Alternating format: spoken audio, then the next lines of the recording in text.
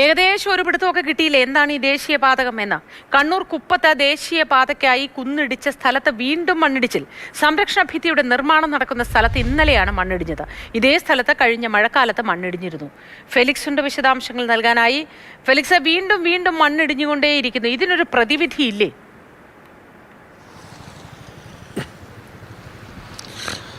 മൊത്തം ഏതായാലും നമ്മൾ ഒന്നും രണ്ടും മൂന്നും അല്ല ഒരുപാട് തവണ നമ്മൾ നൽകിയ വാർത്തയാണ്. അത് വീണ്ടും വീണ്ടും നൽകേണ്ടി വരുന്നു എന്നതാണ് ഏറ്റവും ദൗർഭാഗ്യകരമായ കാര്യം.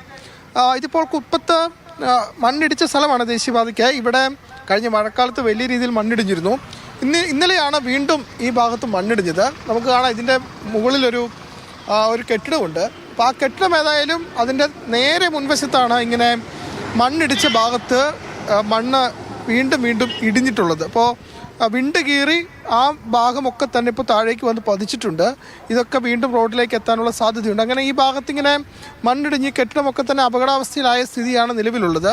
മുകളിൽ വൈദ്യുതി ലൈനുണ്ട്. അപ്പോൾ ഈ വൈദ്യുതി പോസ്റ്റുകളൊക്കെ നിൽക്കുന്നത് കണ്ടാൽ നമുക്ക് മനസ്സിലാക്കാൻ കഴിയും എത്രമാത്രം അപകടാവസ്ഥയിലാണെന്ന്. ആ വൈദ്യുതി പോസ്റ്റുകളടക്കം മുകളിൽ നിന്നും താഴേക്ക് പതിക്കാൻ ഏത് സമയവും താഴേക്ക് പതിക്കാൻ സാധ്യതയുണ്ട്. അങ്ങനെ കയറൊക്കെ കെട്ടി വെച്ചിട്ടുണ്ട്. വൈദ്യുതി പോസ്റ്റിൻ്റെ അവസ്ഥയാണ്.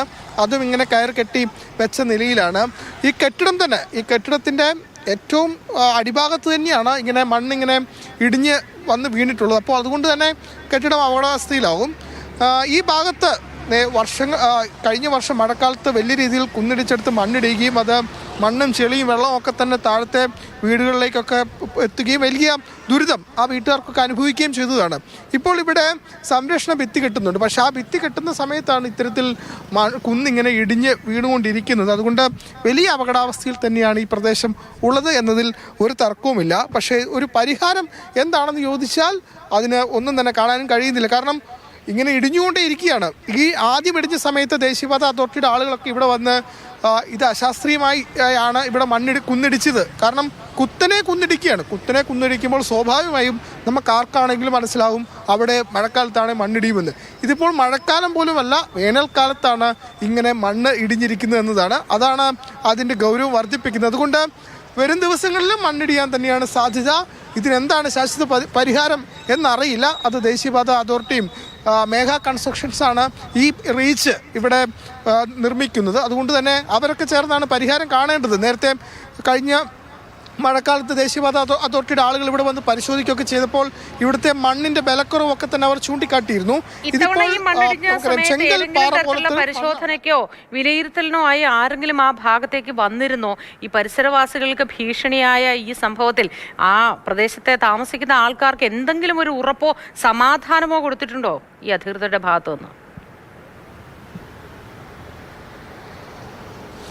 മോത്തി, ഇന്നലെ ദേശീയപാത അതോറിറ്റിയുടെ ആളുകൾ എത്തിയിട്ടുണ്ടെന്നാണ് നമുക്ക് മനസ്സിലാക്കാൻ കഴിയുന്നത്. ഏറ്റവും പ്രധാനപ്പെട്ട കാര്യം ഇതിപ്പോൾ ഇവിടെയുള്ള നാട്ടുകാരെ സംബന്ധിച്ചിടത്തോളം മാത്രമല്ല യാത്രക്കാരെ സംബന്ധിച്ചിടത്തോളം, അതായത് കണ്ണൂരിൽ നിന്നും പയ്യന്നൂരിലേക്കും പയ്യന്നൂരിൽ നിന്നും കണ്ണൂരിലേക്കും വരുന്ന പാതയാണ് ഇത്. ആ പാതയിലേക്കാണ് ഈ മണ്ണ് വന്ന് വീണിട്ടുള്ളത്. അപ്പോൾ ഇത് വലിയ രീതിയിൽ മണ്ണിടിഞ്ഞാൽ അത് റോഡിലേക്ക് വീണ്ടും പതിക്കും. അപ്പോൾ ആളുകളെ സംബന്ധിച്ചിടത്തോളം യാത്രക്കാരെ സംബന്ധിച്ചിടത്തോളം ഒക്കെ വലിയ ഭീതിയുണ്ട്.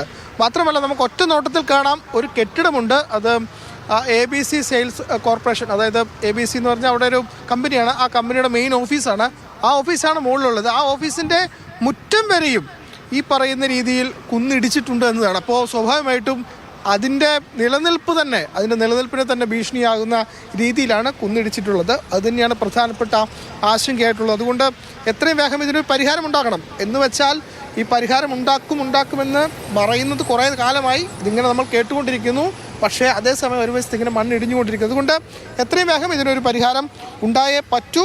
അത് നാട്ടുകാർക്കും യാത്രക്കാർക്കും ഈ കെട്ടിടത്തിനും അവിടെ ജോലി ചെയ്യുന്ന ആളുകൾക്കും ഒക്കെ തന്നെ വലിയ ഭീഷണിയാണ് ഇപ്പോൾ ഉയർത്തുന്നത്.